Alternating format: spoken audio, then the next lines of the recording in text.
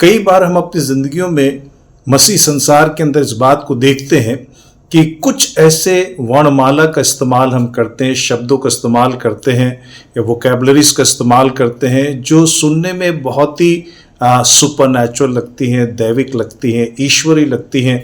और ऐसे कुछ शब्दों को हम सीख लेते हैं और कई बार उसकी गंभीरता को हम समझते नहीं, लेकिन ऐसे शब्दों का हम इस्तेमाल करते रहते हैं।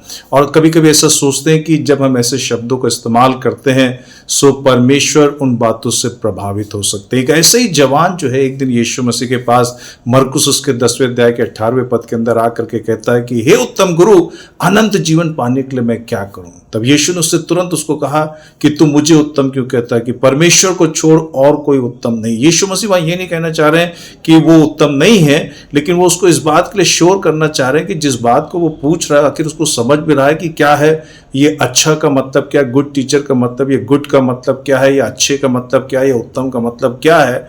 लेकिन ऐसा दिखता है कि वो उस बात को सही से समझ नहीं पा रहा है। और उसके बाद फिर यीशु मसीह उससे पूछते हैं कि क्या तू व्यवस्था को जानता हो? कहता है मैं सारी व्यवस्था को जानता हूं।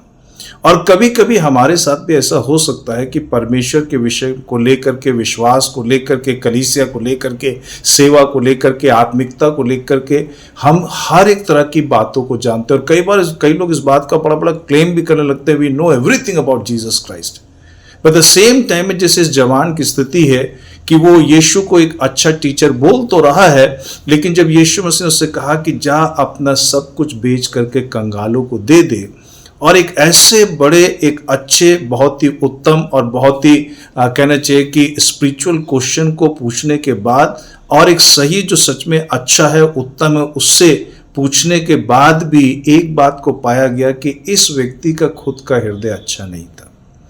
और जब यीशु ने कहा कि जा करके अपना सब कुछ बेच करके कंगालों को दे दे, सो ये व्यक्ति लिखा कि बड़ा सैड होकर के वहां से चला गया।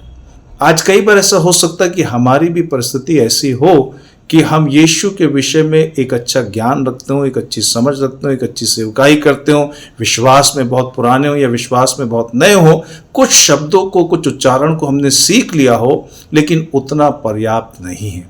बजाय कि परमेश्वर हमसे इस बात की अपेक्षा ज़्यादा करते हैं कि जो वो हमसे कहते हैं उसको हम अपने जीवन में कितना फॉलो करना चाहते हैं। सो एक तरफ परमेश्वर को जानना भी उतना ही आवश्यक है जितना कि जो परमेश्वर हमसे कहते हैं उसको अपने जीवन में हम पालन करें। और जब हम उसको पालन करते हैं सो जो परमेश्वर के विषय में हम अच्छा जानते हैं, हम रियल में वो सही में उसको एट्रीब्यूट करने पाते हैं, उसको धन्यवाद करने पाते हैं। May God bless you all. Thank you.